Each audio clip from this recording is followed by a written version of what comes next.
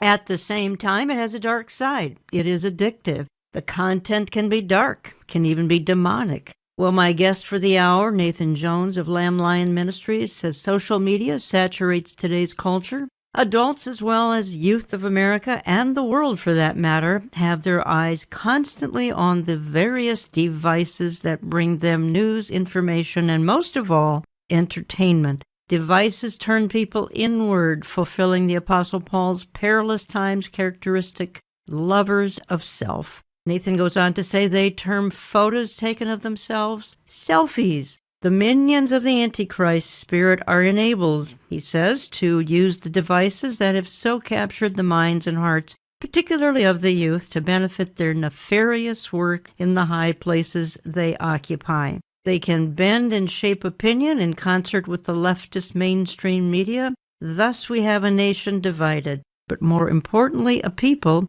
even on a worldwide basis, captive to the spirit of Antichrist that wants to enslave them under the coming regime of the first beast of Revelation chapter 13. Well, Nathan has contributed a chapter in the new Terry James book, Lawless, End Times War Against the Spirit of Antichrist, which we carry, and his chapter is titled Devices in These End of Days. A reminder that this book has 17 contributors, and it's available in our store, in our newsletters, or you can call us. Nathan Jones, welcome back to the program. Well, thank you. It's always a great blessing to be with you and your audience. Listen, you love technology and utilize every aspect of it to spread the gospel. So I think we ought to state right up front that neither you nor I are anti-technology. We recognize its dark side. Oh, absolutely. I've been in technology for 20 years now. I'm the Internet evangelist with Lamb Lion Ministries. But before that, I was in web development, design, and digital marketing. For 20 years, I've been championing the cause of Internet evangelism to churches and ministries. Until recently, with the COVID virus, a lot on deaf ears, people not realizing the opportunity that the Internet provides of reaching the world with the gospel. I'm very passionate about that, yes, but you're right. There's actually a very dark side to it, and Satan is using technology to continue to build this new Tower of Babel and work towards his one world kingdom. Yes, exactly. And I want to emphasize that technology, it keeps us informed, it keeps us connected to people we care about, but it offers the clickbaiters, the identity thieves, the cyber bullies, and what you bring out, Nathan, in the book and in your interviews is the young, as you've pointed out, and I think it's obvious to just about every listener, younger people become detached and they live only electronically. Ultimately, your point is this is setting the stage for the Antichrist, and I do want to talk about that in this hour. But let's just go back here for a minute to dealing with the young people because they've become detached. They live only electronically. And you even say that some young people are on the brink of a mental health crisis because of that. Explain what you mean. There's been no other generation in the past that has been subjected to as many distractions as millennials and Generation Zs of today. Generation Zs in particular have lived their entire lives never having known what life was like before being connected 24/7 to the Internet and their mobile devices. In my research for this chapter, I found Jean Twenge. She's a professor of psychology in San Diego State, and she labeled millennials and Gen Zs, and those are people born from 1980 and afterwards, as Generation Me or iGen or the distracted generation because they now have these devices that continually keep them distracted. Matter of fact, 90% of teachers that were surveyed said that it's creating a short attention span generation. They can't do their homework. They can't have critical thinking skills. It's created this terrible loneliness. I have children that are Generation Zs. In other words, they were born 1998 and later. For them and their friends, you see increasingly homebound. They're jobless. They're dislocated. They're lonely. They're falling into lethargy. They're physically weak. They're depressed. They're taking painkillers. And they're 35% more likely to commit suicide than previous generations. And socially, 44% of high school seniors as of 2015 haven't even been on a date before. As our generation gets more and more connected to their devices, which supposedly connect us with other people, they're actually being disconnected from society, and it's having great adverse effects on their psychology. Yeah, I want to build on that. It happens to be a clip of you in an interview. Some of these young people are ending up with no social skills. Their only interest is devices. When it comes to Bible prophecy, people tend to come to me for the technology aspect of it because I have 20 years in the field of internet evangelism, Wow. as well as the technology Sure. side of it. So Terry approached me saying, well, we're all looking at different ways how Satan is trying to build this new world order. Could you approach from the technological side, particularly Sure. devices? And I'll just tell you straight up front, I think that all of technology is working towards reprogramming humanity to a new ethos and a new culture, which is Satan's, to build this new world order. And particularly they do it through digital media, particularly the cell phone. Okay. I'll tell you, when Terry approached me, I was at a restaurant, and I saw a family of about 20 people. They had put all these chairs Yes. together, and every single person on that table was on their cell phone. Not a person was talking to them. I sat there at my table, and I watched them eat. Nobody talked. I don't even know why they were at a restaurant together. It's become the only way that Gen Zs, when I talk Gen Zs, I'm talking about my children's generation. It's born 1998 to 2015. Okay. The millennials are 1980 to 97. And they have grown up with technology. They don't remember a day where they weren't hooked Sure. up to the internet Sure. in some way.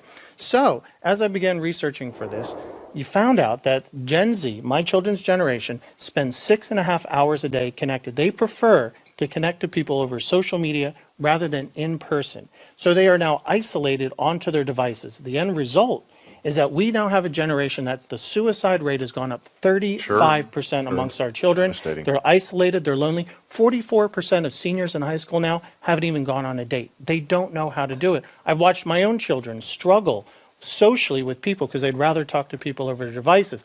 And the idea goes back to the Garden of Eden, where Satan used this 5-step strategy. He wanted to distract people away from God and what was important, then to focus on self, then to break people's relationships apart, and then divide humanity. And that's where we're at. But the idea is that once you divide them, they're easy to indoctrinate.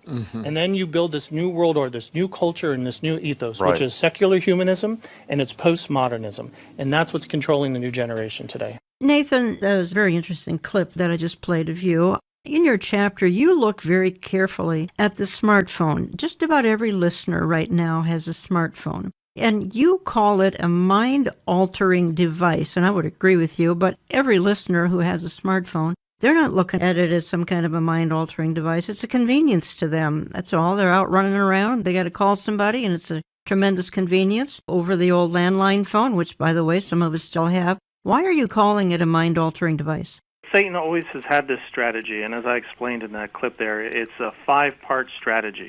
You can go back to read Genesis 3 and read how Satan tempts Adam and Eve, and it's fascinating because he's got a goal, he's got a purpose, and you can read about that in Isaiah 14, and that's where Satan says, I will ascend into heaven, I will exalt my throne above the stars of God, I will also sit on the mountain of the congregation on the farthest sides of the north, and I will ascend above the heights of the clouds, I will be like the Most High. So knowing what Satan's goal is to replace God and receive the worship that God has unto himself. He tried to overthrow God in heaven and got sent down to earth, and now confined to earth, he's trying to turn mankind away from God to worship himself. You can look at all of human history as Satan's attempt to get mankind to turn to him and worship him. And he did that through this 5-step strategy. He first distracted Adam and Eve. He said, well, shall you not eat of every tree of the garden? And it got Eve, particularly, who was in the conversation there, distracted with the things that they can never possess. And that's one thing that the smartphone technology does, is it continually distracts us. It continually shows us a different look, more stuff you can buy, great trips, a new world that you could have but can never really possess. And so it keeps us focused then on ourself, which is his second step. And you can see in Satan in Genesis 3:4, so you will not surely die, for God knows that in day you eat of it, your eyes will be open, you will be like God, knowing good from evil. Eve then, instead of putting her focus on Adam and God, became inward focused and self-focused. And then, of course, she ate the apple, and Adam willingly did, and that's his third step, to break people apart, break the relationship between man and woman apart, break the relationship between God and man apart, and even the animal kingdom. Animals had to be killed so there would be clothes for Adam and Eve and us today. So those relationships kept breaking apart. And you can see that Satan is always a divider, which is his 4th step. He's constantly trying to keep mankind broken apart and divided and fighting so they cannot unify and achieve the things that he wants to achieve, which again is the worship of self. His final step is to take all those disparaging, broken, conflicting relationships and then reprogram into a new ethos, a global religion, which is humanism, which we know in the tribulation will lead to eventually Satanism, and set up his kingdom where he is the center of worship. And during the tribulation time period ahead, he will achieve that. I want to play another clip because I'm kind of staying with the theme, at least for the opening few minutes, of what it's doing to teens and young adults. This is a real short clip from an online documentary called Plugged In. And again, folks, we're just sending out some warnings. If you have kids, grandkids, whatever, young people in your life, not that adults and even senior citizens aren't into technology. They are, big time. But it doesn't seem to be twisting the minds so much of adults as it is to young people. There's a new study out that's warning of the possible deadly consequences for teens using social media. Obviously, we know social media plays a role, but here we are in this day and time where you're almost not surprised that this is occurring. You know, I'm so glad that you brought this up, and I do see a connection between teen depression and social media in my practice. I mean, teen suicide has gone up a lot in the last 10 to 20 years. It's been basically a 50% increase in females under the age of 17 and a 30% increase in boys under the age of 17. Society has been gradually darkened by this scheme in which everyone is under surveillance all the time and everyone is under this mild version of behavior modification all the time. It's made people jittery and cranky. It's made teens especially depressed, which can be quite severe. And it is a point in time where people need to hard break from some of these tools and the things that you rely on. The short-term dopamine-driven feedback loops that we have created are destroying how society works. That thought process was all about how do we consume as much of your time and conscious attention as possible. In this documentary, we will be exploring the hidden toxicity of social media use. We are not going to be telling you not to use social media or to throw your smartphones away, but we do want people to understand the way that algorithms and artificial intelligence that you engage with when you open your smartphone and use social media affect and condition your brain and the dopamine reward system and your central nervous system and even your very perceptions of reality itself. Nathan, the two things that jump out at me, and we've only been recording here less than 15 minutes, smartphone and social media, these seem to be the two instruments that control society today. I'd agree with that. What's interesting is when Terry James, who's the general editor of Lawless, tasked me with this, he wanted me to look at technology as a whole. And so what I did is I covered 6 different categories of technology: electrical power, computers, communications, e-commerce, entertainment, and security, and how they all work together and how the ultimate combination, you call like a crossroads or the center of a spider web, is the smartphone. The smartphone is the hub of it for us. I don't think it's hard for anybody to deny that when they go outside and they watch people walking up and down the streets, they're glued to their smartphones. They're addicted to it, and it's a scary thing. Someone made an animated YouTube video recently, and it showed all these people like zombies walking around with their cell phones, and people were dying and getting robbed, and the only interest the people had was to take the pictures of it, put it on their Facebook page, and move on. And we read how in the end times that society, the love of most, will grow cold. I was sitting in an airport once, and I had a layover, and there was a young woman sitting next to me, and she spent the entire time primping herself and taking selfies, and she was totally 100% absorbed in herself. And that's not what the Bible calls us to be, right? The Bible calls us to love God and love others, to be selfless. So this is Satan's way. He makes us focus on ourselves, and that self-focus then separates us from the people around us, and that's amplified by the smartphone. If you just joined me, I'm talking for the hour with Nathan Jones. He's an internet evangelist with Lamb Lion Ministries. You can learn more at christinprophecy.org, christinprophecy.org. Nathan has contributed a chapter to the book Lawless, The End Times War Against the Spirit of Antichrist, which has 17 contributors, Terry James, editor. You can find it in my online store, olivetreeviews.org, olivetreeviews.org, and my newsletters, print and e. Give my office a call. We'll get a book out to you as quickly as possible. And Nathan, you bring out the fact that as of 2020, 4.5 billion people own an electronic device. That's literally half the world's population. The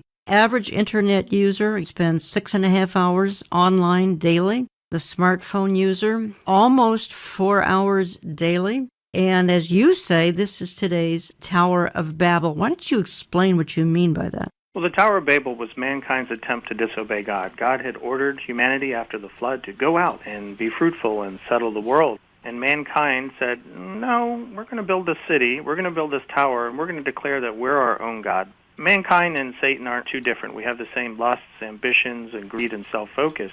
What we're trying to attempt in some respect what Satan does. Humanism is basically the worship of humanity and the worship of self. And humanity is doing the same thing Satan is wanting for himself. He wants the world to worship him. So what does this type of technology provide? It provides a great means by which we become the center of our own world. We become the focus.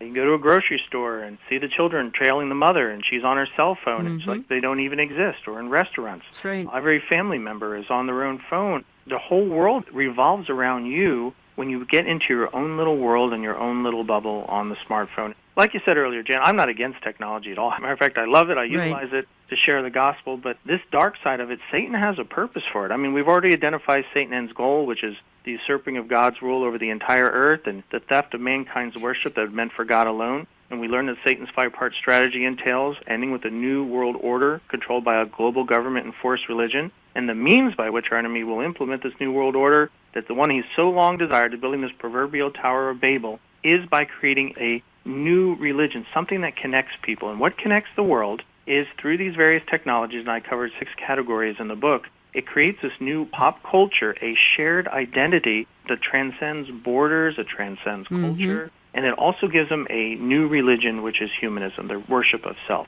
I'm reading a paragraph here from your chapter. We're kind of staying in the theme here of cell phones and some other devices here, and you say, and as home security systems and home devices become more smart and interconnected to the Internet of Things, with the master controller being the smartphone, the threat grows of a shady outside entity being able to gain control and monitor our homes over our very own security system. Then you say, for instance, Amazon's Ring doorbell camera system was discovered being monitored by company engineers over unencrypted live video feeds. You say, Amazon even wants to tie its Ring doorbells into facial recognition and has allowed police forces to use these home cameras as part of their surveillance network. And then you conclude the very home security devices that keep the robbers out also keep homeowners in a monitored prison of their own making. That is brilliant and so true. It is. What we think is free. Oh, I get free YouTube videos. I get free email. The enticement is free to keep us connected to it. But there's a huge price we need to pay. For one, know that your cell phone is connected to a global positioning system, a GPS. In other words, your cell phone is either tied to satellite-based radio navigation or tower pinging tied to cell tower locations. Even turned off, your cell phone keeps track and a record of everywhere you have been. For this free stuff, this entertainment we get on our device, we've given up the freedom of being anonymous where we're at. 2, and this is like that movie Minority Report with Tom Cruise, there's going to be a time, and I think we're living in it now, where everywhere you go, you're being monitored, you're being tracked. The purpose, they say, is well, so you can give you advertisements or to tailor the Internet feel to your likes and dislikes. But we've seen already China create, which I believe, Jan, is the closest thing to the mark of the beast system that we have this side of the tribulation, is China's social credit score. China has millions of cameras in all their major cities watching and tracking people, and a computer algorithm then rates this person based on their actions and decides whether they're more loyal or less loyal to the government. It then gives them a rating, and then you get freedoms and rights based on your credit scores. If you're very loyal to the communist government, then you can travel all you want, and you can go to these restaurants. But if you're not, like Chinese journalists find out, that they get a negative report, and they are restricted in travel, and they're restricted in money. And even in the United States, since we've seen Joe Biden being elected, we've seen that big tech companies, without even asking us, already begin to start implementing something like this in the way that we are being evaluated based on our beliefs and systems and shut out of the public conversation, whether they agree with us or not. This will be on a global scale at some point. I'm going to play a little clip backing up what you're saying here, Nathan. Have you ever felt like the ads that you see on your social media feed are specifically targeted to you? It's almost like the app is listening to your conversation. I know it's happened to Katie on Instagram. Yeah, Charisse, you know, my friend and I were talking about a specific cruise that she went on, and just a few minutes later, an ad for that specific cruise popped up into my Instagram feed. So it made me wonder, if they're not listening, how could that happen?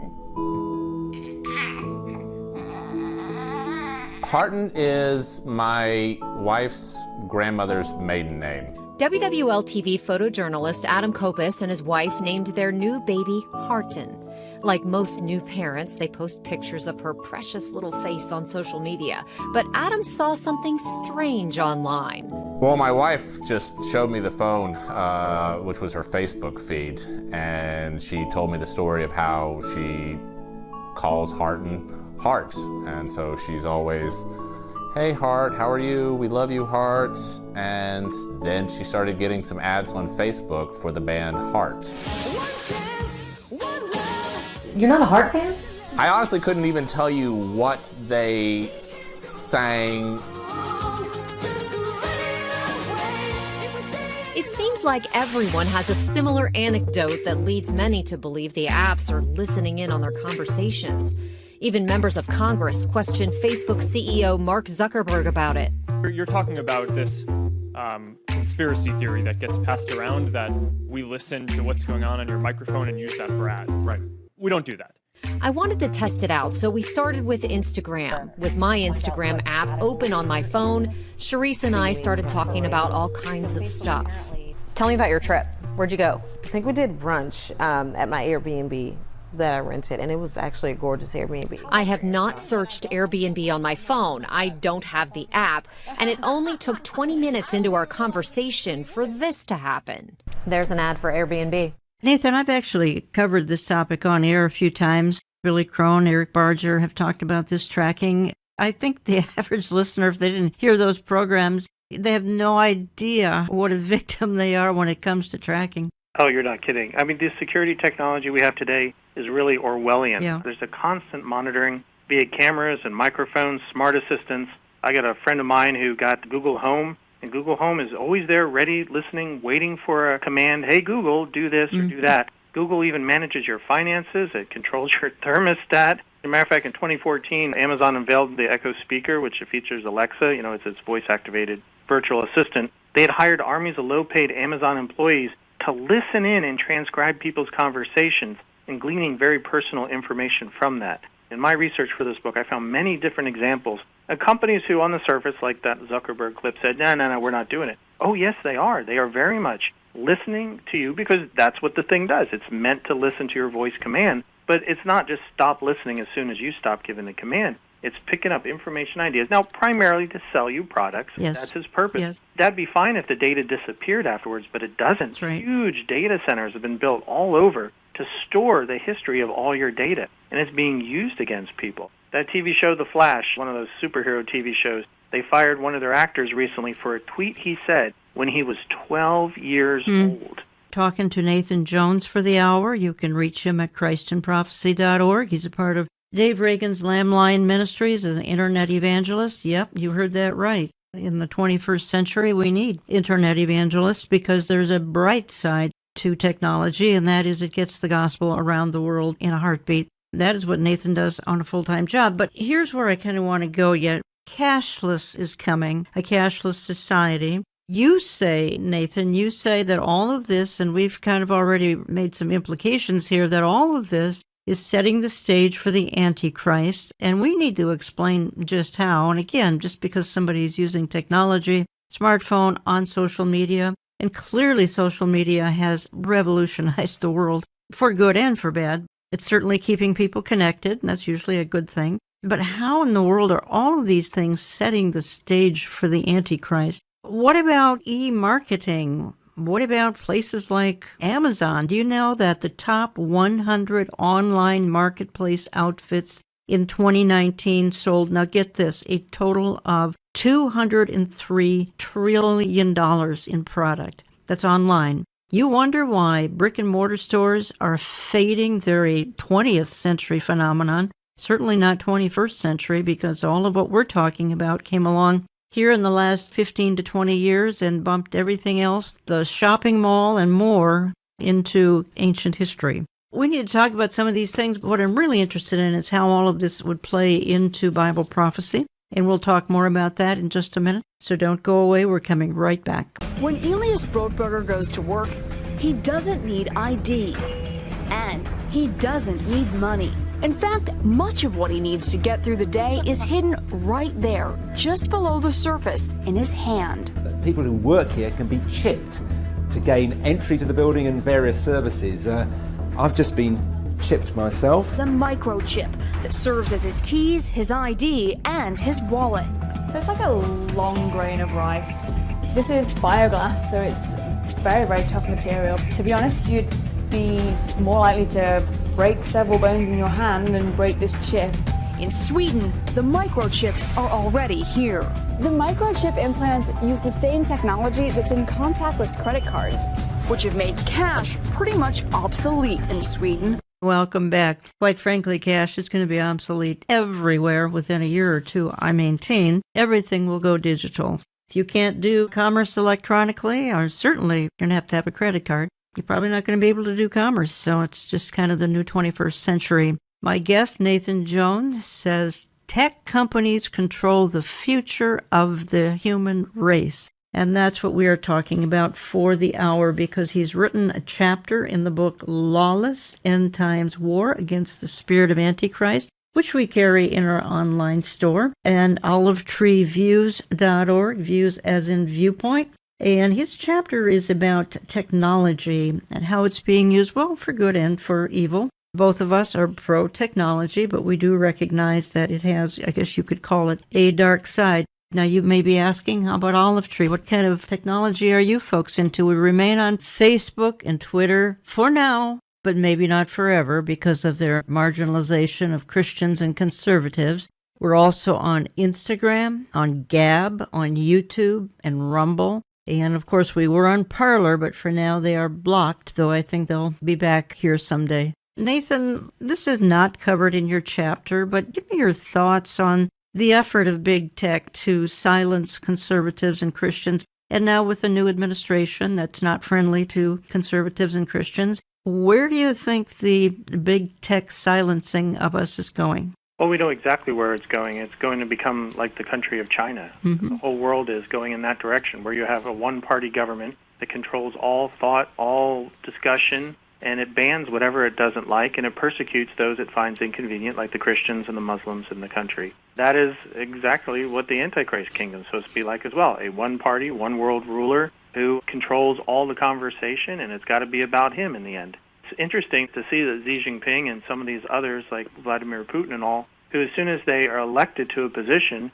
and then elected for life like Putin has recently been, then you've got this idea that they need to be worshipped. It goes to their head, just like Satan. So that's where I believe it's going. I don't think big tech is the controllers of the world, but they are pawns for Satan. Part of this whole discussion here that Satan's using technology to build a one-world culture and a one-world religion, and technology is convenient because you can flip people like switches off and on, and we're all dependent on it. Before the break, you'd mentioned about e-commerce. How simple it would be if you have a cashless society to shut off people's money. I have seen more stories just in the last few months, fellow ministries getting their banks and PayPal shutting them off because they don't agree with them ideologically. We're like, well, okay, you could lose social media. You could survive that. But having your banking system, what happens when the electrical grid decides that you are a conspiracy theorist and we need to shut your power off? This is the type of stuff that you read how Satan is working all of this economy up to this one world economic system, which you can read about in Revelation 13,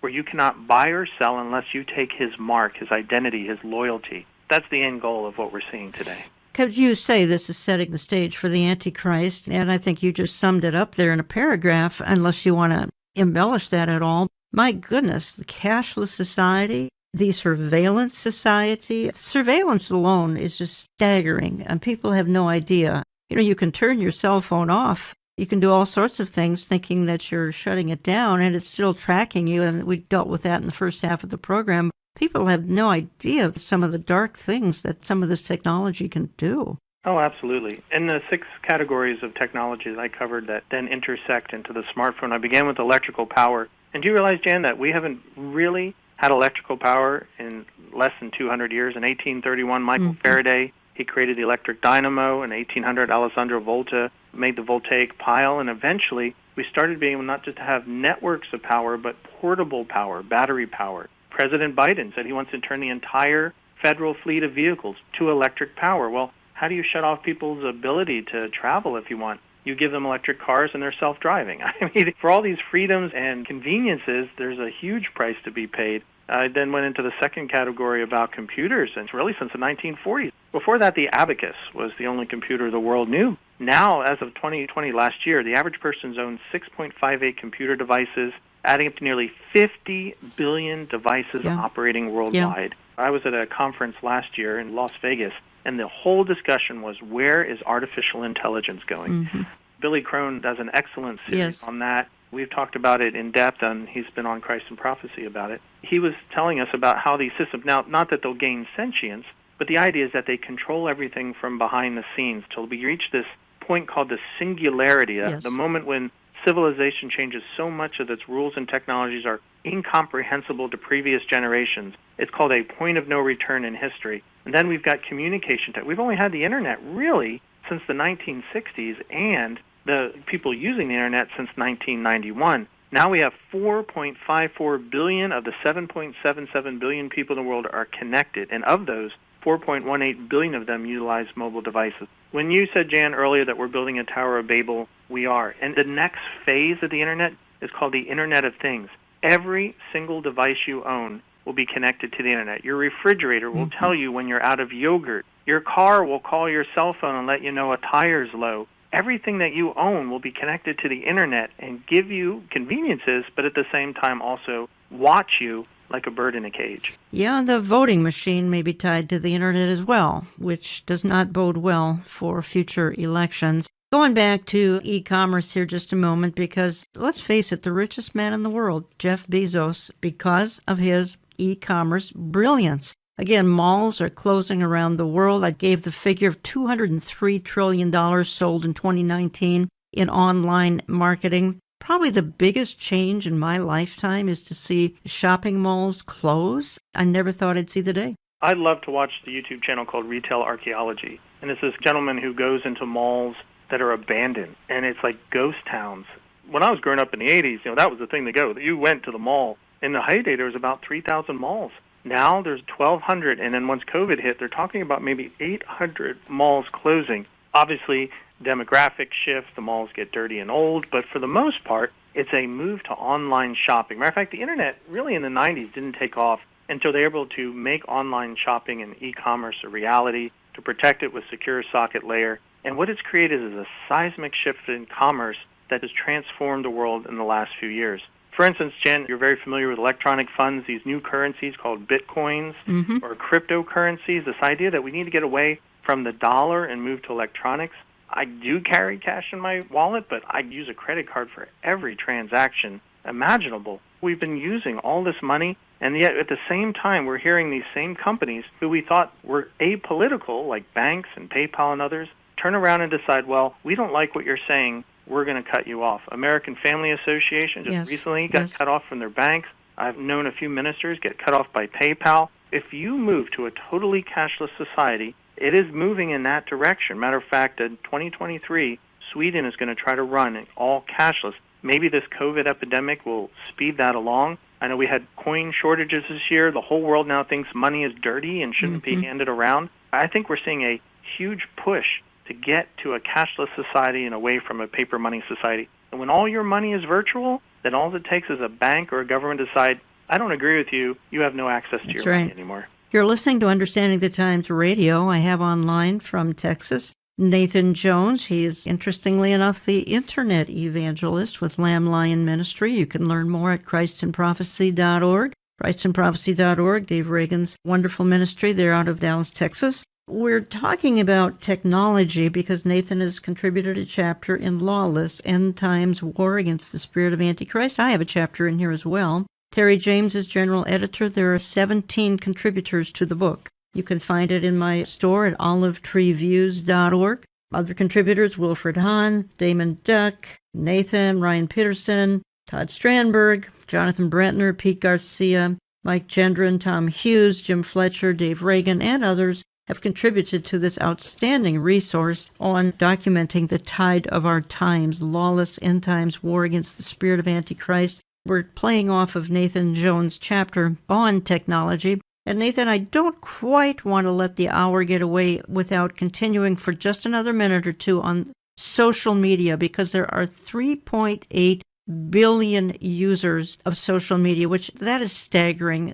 Almost 4 billion. I mean, the world's population is 7 point some billion, and half of them are on social media. I'm going to play one more clip here in the program. This is kind of going back to some things we talked about in part one about the addiction of all that we're talking about, and I don't think we can stress that enough. Those of you who have young people who are glued to their devices, it's because of the addictive nature of all of this. And then we have the stalking side of all of this. If you think this is all harmless, you are oh so wrong. We now know that many of the major social media companies hire individuals called attention engineers who borrow principles from Las Vegas casino gambling, among other places, to try to make these products as addictive as possible. That is the desired use case of these products, is that you use it in an addictive fashion because that maximizes the profit that can be extracted from your attention and data. It literally is a point now where I think we have created tools that are ripping apart the social fabric of how society works. That is truly where we are. The way the technologist Jaron Lanier puts it is that these companies offer you shiny treats in exchange for minutes of your attention and bytes of your personal data, which can then be packaged up and sold. What happened is that the attention economy and this race for attention got more and more competitive. And the more competitive it got to get people's attention on, say, a news website, the more they need to add these design principles, these more manipulative design tactics, as ways of holding on to your attention. You don't realize it, but you are being programmed. Social media tools are designed to be addictive. The actual desired use case of these tools is that you fragment your attention as much as possible throughout your waking hours. That's how these tools are designed to use. Well, we have a growing amount of research which tells us that if you spend large portions of your day in a state of fragmented attention, so large portions of your day where you're constantly breaking up your attention, take a quick glance, do a just check, and just quickly look at Instagram, that this can permanently reduce your capacity for concentration. I am especially worried about this when we look at the younger generation coming up, which is the most saturated in this technology. And it's very addictive because if you pull on the slot machine arm enough, you will win. And you never know which pull will reward you. That's an addictive behavior, and it's dopamine that is driving that addiction. So what happens with social media is Robert Sapolsky, who did the foundational research on this at Stanford, calls it the magic of maybe. When you look at your phone and maybe there's a text there and maybe there's not, and you don't know, when it shows up, that high you get, that's dopamine. It's the magic of maybe. Maybe it'll be there, maybe it won't. When it shows up, you get a 400% spike in dopamine. That is roughly the same amount of dopamine as you're getting from cocaine. It's slightly less than an extremely addictive drug like cocaine. And that's what's happening. We really care what other people think of us. So for example, when you upload a new photo, a new profile photo of yourself on Facebook, that's a moment where our mind is very vulnerable to knowing what other people think of my new profile photo. And so when we get new likes on our profile photo, Facebook, knowing this, could actually message me and say, oh, you have new likes on your profile photo. And it knows that we'll be vulnerable to that moment because we all really care about when we're tagged in a photo or when we have a new profile photo. And the thing is that they control the dial, the technology companies control the dial for when and how long your profile photo shows up on other people's news feeds. So they can orchestrate it so that other people more often end up liking your profile photo over a delayed period of time, for example, so that you end up having to more frequently come back and see what the new likes are. And it's literally rewiring our brain. Even social media, the challenge is, with these terms like Facebook depression and everything, because what's that? This is social media depression because whereas everyone's looking at their feed and they're comparing their lives to other people, their highlights of other people's lives. Wow. And there's actually less life satisfaction, more sadness, depression, and stuff like that. And it's interesting because if you think about things that, routinely produce a lot of dopamine, alcohol, for example, there's a drinking age, right? We have a drinking age. The alcohol releases a whole lot of dopamine. It makes you feel really, really good. We say, okay, you can have that, but you've got to wait. You've got to be 21 years old. We don't do that with social media. We're, essentially putting highly addictive drugs into the hands of kids before they have any natural defenses against them. And what you're seeing with internet addiction, with social media addiction, it's the same thing over and over. It's people trying to change their state of consciousness with a device trying to get at the underlying neurochemical. Nathan Jones, these are tech giants talking. These were heads of Instagram, you name it, that were talking in that clip. I'm just catching my breath here after listening to that. That reminds me so much. If you have a Netflix account, I highly recommend the program Social Dilemma. It's a documentary from former big tech people who started social media and then they're no longer in it and realize what a monster they made. And what really caught me is one line is that you think that they're selling advertising to the user. They're not. They're selling your attention to the advertiser. You're the commodity, not the commodity being sold to you. I tell you, Jen, that just blew my mind. We are like the Matrix. We're plugged in. We're the batteries running the Matrix. We're not the ones living in the Matrix. Social media users, almost 4 billion people, are tapped into some of the things that we're talking about here. I'm going back to the chapter in your book, talking to Nathan Jones from Lamb Lion Ministries, ChristandProphecy.org. And the book is in my online store. You can call my office. It's in our print and e-newsletter. Going back to the issue of entertainment, because I think this is so important here for the 21st century and all the things being tapped into. YouTube, 2 billion users of YouTube. I use it every day. As a matter of fact, I can be on it about just 2 hours a day. It's in 80 different languages. It's owned by Google, of course. We post our radio programs to YouTube. But folks, it's a more visual form. All the videos we're playing, we show you. It's posted to our website under radio, the video form. So if you'd like to see, you'll remember a whole lot more if you see some of the things we show you. But Nathan, let's just jump here for a minute. I just referenced YouTube. What about Netflix? What about Hulu, HBO, Disney Plus, Amazon Prime? I could go on and on. Apple TV, Roku. None of these existed 20 years ago. Did they even exist 12 to 15 years ago? Netflix did, but some of these are brand new. That's true. And Satan knows this because 65% of people are visual learners. Yes. They connect, they learn by seeing. And it's led media culture expert Steve Turner to say, film supplies more widespread cultural references than any other art form, and movies provide a shared reference point. Films and movies provide an unparalleled opportunity to connect to an increasingly visually driven, story-oriented culture and then reshape it to the storyteller's point of view. In my fifth category of technologies, we covered electric, computers, communication, e-commerce, and security. But entertainment is what you said earlier, Jan, was perfect. It's the glue that keeps you connected. Yeah. It gives you that jolt. So we've got what's called short-form video, which is YouTube, more accessible, easy to make, and long-term, which is your traditional movies and documentaries and TV shows. Also under entertainment is gaming and social media. So let's look at YouTube here. It's only been around since 2005, so this year it'll reach 16 years. That's all it's been on. 79% of Internet users have YouTube channels, and 90% of U.S. Internet users ages 18 to 44 access YouTube. And now, what we're seeing, if you drive down the street and pass your local movie theater, thanks to COVID, more than likely it's shuttered up. All my local theaters are shuttered up. Movies are being postponed. I went to a webinar this week to see what the future of televisions and movies, since our ministry's in television, and it's going to serialize short television series like The Mandalorian. Movies might soon become a thing of the past because the movies are ending and they're going online and they're going streaming. Part of that isolation thing, you're not going to a group experience with hundreds of people. You're now in your home with yourself or maybe a few people or on your cell phone, which 50% of people are watching their video over cell phones. Really? Yes, you take it with you. And so this is what YouTube's doing. Now, it's amazing that 720,000 hours of video is uploaded every day to YouTube. That's equal to 29.15 petabytes of monthly traffic coming from video. You realize when you see these statistics that people are connected to YouTube like there's no other. Yeah. And they're increasingly connecting to their television and movies through these online streaming platforms, Crackle and Netflix and now Disney Plus and stuff like that. It's the glue that keeps us connected to our cell phones. If you're not getting your dopamine kick out of your social media, then, why don't I watch a YouTube video? You don't see the world around you anymore. And again, you're trapped in your own little world, and you're sharing that unified culture. And that's where we get back to this, Jan. The idea of having this online media is to develop a new culture and a new ethos.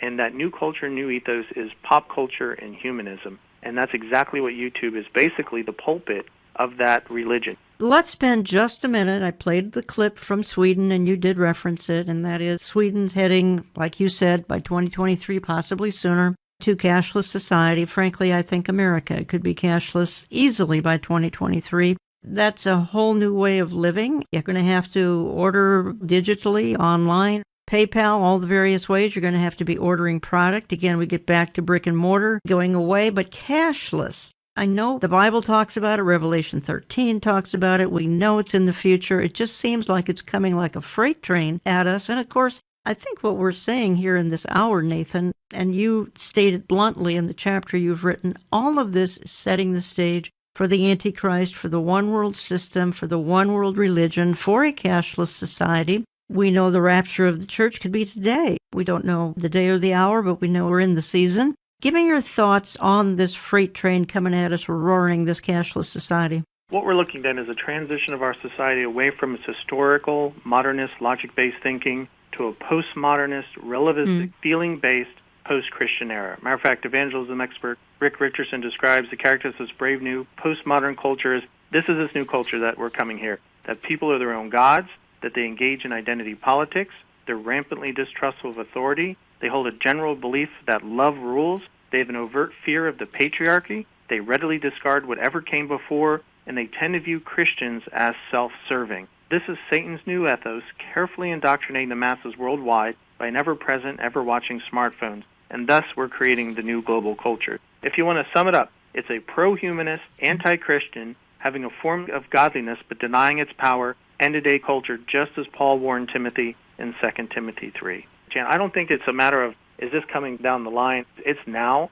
The cashless part, I recently read that the Fed wants to release its own currency called the Fed and to replace the dollar. That is one of the final components. Driverless cars, they want people on their cell phones and not driving. If a computer's controlling your car, you're not. Again and again, we give up our freedoms for conveniences. People who give up freedoms, they're slaves, and that's what the Antichrist is working towards. I'm quoting you here. Technology companies control the future of the human race, and I totally agree with you. We don't want to make that kind of a statement to scare people. That's not the purpose of this hour at all. The purpose of this hour is to get people aware, not to scare. But why don't you spend a minute on the strong statement, tech companies control the future of the human race? Well, I think the tech companies tried to prove that by banning Donald Trump off all the social media, off of economic platforms like Amazon, off of search engine. 92% of all searches are done through Google. 92, that's a monopoly. We hear countries around the world, like Mexico and the EU, standing up saying, hey, we're going to bring antitrust against these monopolies, but they've lost. If you can take down the most powerful man in the world, the President of the United States, then you've proven you've won the war, and you're ready to bow your knee to whoever that one world future ruler is.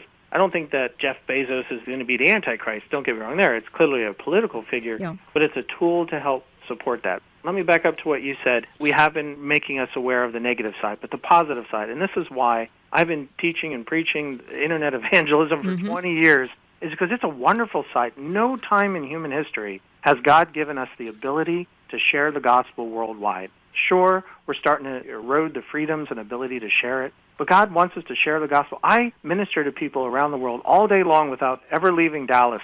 It's a wonderful, wonderful thing. I've shared the gospel with Muslims. You share them over the radio wave. The Lord is giving us this tool. It's a double-edged sword. We use the good side of it to share the gospel and get it out in the short time the Lord has. And when the church is raptured away, then that's when it's only going to be a one-sided sword, and it'll come down on people and restrict them. But for now, it's a two-edged sword. The Lord's given us time to use it so we can all be internet evangelists.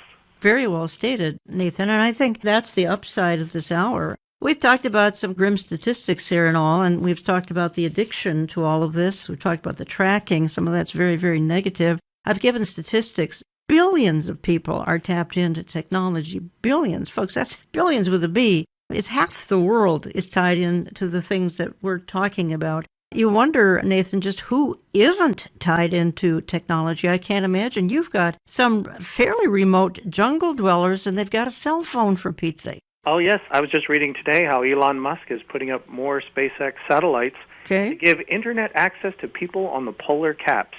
I don't know who's up on the polar caps. I don't either. They're floating balloons around so that there's cell phone connectivity in the jungles, like you said. Just 8 years ago, I was down in Nicaragua. Everyone has a big TV and a cell phone, which the government subsidizes, it's the opiate of the masses. We're all connected. In the beginning of my chapter, when we talked about the depression and addictions that our youth are having with social media, one commentator said that this isn't just a localized Western phenomenon. This is a global phenomenon. Children, young adults, even our age, all around the world are being addicted to their cell phones for the purpose of that re-education and moving towards that global government. Now, with all this connectivity, we can also share the gospel with people who we wouldn't have to unless we got on a boat and went overseas. It's a fascinating time to live in, dangerous, but also exciting, and I think it's a sign of the end times that Jesus Christ is coming soon. Connect with Nathan at ChristinProphecy.org. You can find the book Lawless End Times War Against the Spirit of Antichrist. You can find it in my store. You can give us a call. You can find it in my print and e-newsletter. And Nathan, thank you for your contribution, and thank you for all you do in your online outreach and on Christ in Prophecy TV, which I watch and love. Let me just go out of the program here with a sentence or two, because the emphasis of this hour was not so much to focus on tools of the Antichrist as it was to remind you that his kingdom has major players, and they are the primary movers and shakers of our generation. And let's make the best use out of today's technology by using it to spread the gospel of Jesus Christ while we have the freedom to do so. Those freedoms are vanishing. They could be completely gone in a year or two, and that's tragic to say, but I think it's reality. The Bible says now is the day of salvation, and the Bible says that you and I are to occupy until he comes. To occupy by spreading the good news that Jesus Christ came to live and die so that mankind might have eternal life. I want to thank you for listening, and we'll talk to you again next week.